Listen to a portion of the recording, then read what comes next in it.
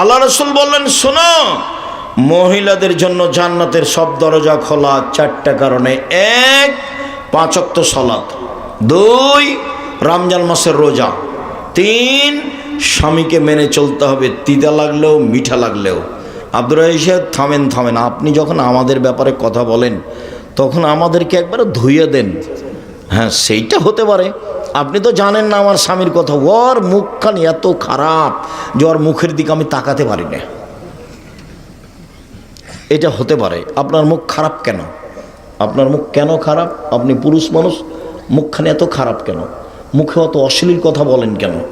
আল্লাহ রাসূল বলছেন, বউকে যে মানের খাও সে মানের খাওয়াবা। 1, 2, যে মানের পরো সে মানের পরাবা। 3, কটু কথা বলবো না।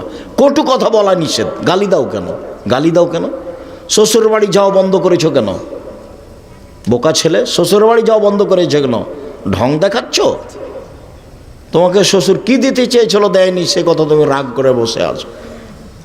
তোমার স্বভাব কেন অত খারাপ? তুমি লুঙ্গি কিনা দাও তোমার শ্বশুরকে, কাজ করে খাও। যৌতুক নিয়েছো কেন? সন্ধ্যা হতে হতে টাকা ফেরত দিবা। ভিক্ষা করে খাওয়া, শ্বশুরের কাছে যৌতুক নিবা না। 4, বউকে মারতে পাবা না। 5, নিজের বাড়ি ছাড়া বউকে কোথাও যেতে দিবা না। নানির বাড়ি, খালার বাড়ি, দাদির বাড়ি, বাপের বাড়ি, মায়ের বাড়ি যাওয়া বন্ধ। জরুরি প্রয়োজনে গেলে সাথে যাবা। বিবাহের বাড়ি যাওয়া টোটালেই নিষেধ। হাট বাজারের তো কোনো প্রশ্নই আসে না। আমাদের বাসা থেকে কোনোদিন জীবনে হাট বাজারে যায় না। আমরা মরে গেছি। আমার 16 বছর ছাত্র জীবন, 35 বছর শিক্ষক জীবন চলছে, আমি কোনোদিন চায়ের স্টলে বসিনি। মরে গেছি নাকি?